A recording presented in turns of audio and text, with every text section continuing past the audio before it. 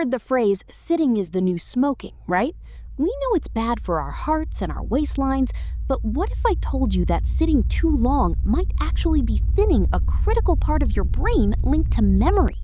Today, we're looking at a UCLA study that found a direct connection between sedentary behavior and structural changes in the brain's memory center.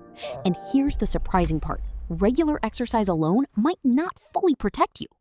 The researchers focused on a region called the medial temporal lobe, or MTL. Think of this as one of the brain's memory headquarters. It helps form new memories and supports spatial awareness. It's also one of the first regions affected during aging and Alzheimer's disease. The study examined adults between the ages of 45 and 75 who did not have dementia. Researchers used high-resolution MRI scans to measure the thickness of different structures inside the medial temporal lobe. What they found was striking. People who spent more time sitting tended to have a thinner medial temporal lobe.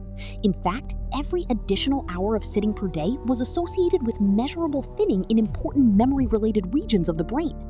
The changes were especially noticeable in areas called the parahippocampal cortex, the entorhinal cortex, and the subiculum.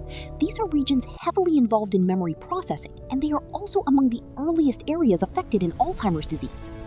Now, here's the part that surprised researchers the most. Higher levels of physical activity did not significantly correlate with thicker brain structures.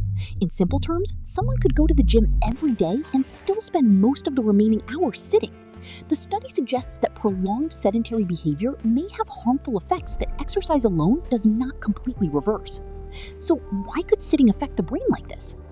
Scientists think prolonged sitting may reduce blood flow, increase metabolic dysfunction, and contribute to inflammation.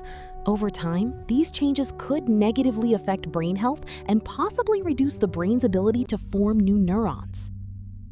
And the bigger public health implications are serious. Some researchers estimate that sedentary lifestyles may contribute substantially to Alzheimer's disease risk worldwide. The takeaway is simple.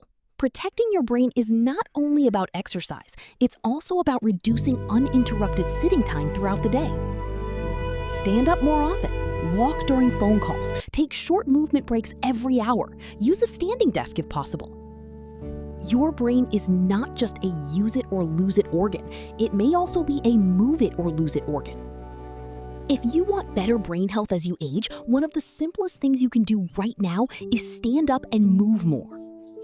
If you found this interesting, subscribe for more evidence-based health and neuroscience content, and let me know in the comments, how many hours a day do you think you spend sitting?